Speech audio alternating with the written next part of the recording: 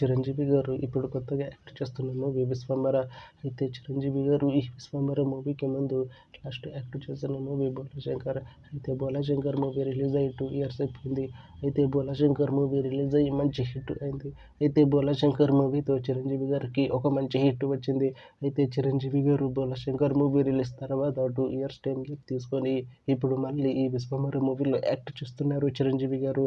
చూడాలి చిరంజీవి గారికి ఈ విశ్వంబర మూవీతో కూడా ఇంకొక మంచి హిట్ తనకి వస్తుందా లేదా అనేది మనం ఈ విశ్వంబర మూవీ రిలీజ్ అయ్యాక చూడాలి. అయితే విశ్వంబర మూవీలో మొండల్ ఠాకూర్ గారు యాక్ట్ చేస్తున్నారు. అయితే మొండల్ ఠాకూర్ గారు ఈ విశ్వంబర మూవీకి ముందు లాస్ట్ యాక్ట్ చేసిన మూవీ హాయ్ నాన్న. అయితే హాయ్ నాన్న మూవీ రిలీజ్ అయ్యి 1 year అయిపోయింది. అయితే హాయ్ నాన్న మూవీ రిలీజ్ అయ్యి మంచి హిట్ అయింది. అయితే హాయ్ నాన్న మూవీతో మొండల్ ఠాకూర్ గారికి ఒక మంచి హిట్ వచ్చింది.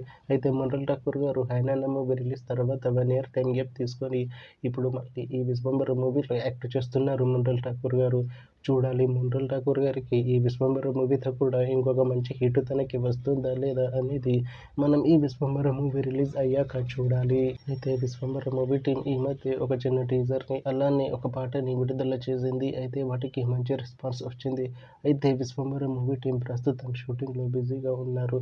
అయితే Vishwambhara movie shooting already 90% complete అయిపోయింది అంటున్నారు మూవీ టీం. అయితే విశ్వంబర మూవీ టీం మాత్రం చాలా కాన్ఫిడెంట్గా ఉన్నారు. ఈ విశ్వంబర మూవీ మంచి హిట్ అవుతుంది అంటున్నారు మూవీ టీం. అయితే విశ్వంబర మూవీని 2026లో రిలీజ్ చేసేలా ప్లాన్ చేస్తున్నారు మూవీ టీం.